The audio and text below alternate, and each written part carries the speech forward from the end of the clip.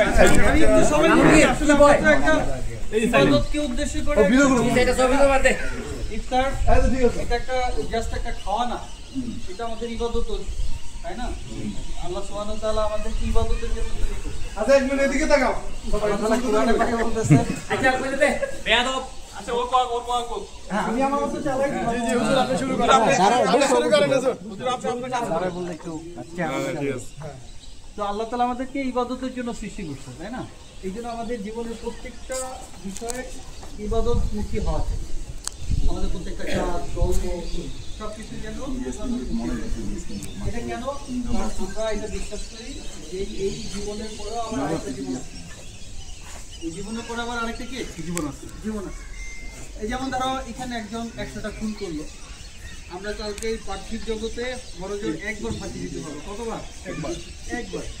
কিন্তু তার প্রপার শাস্তিটা কিন্তু হলো না। তার প্রপার শাস্তিটার জন্য আল্লাহ তাআলা আখিরাত রাখে। তো এই জায়গা থেকে আমরা যেমন আজকে এখানে একত্রিত হয়েছি,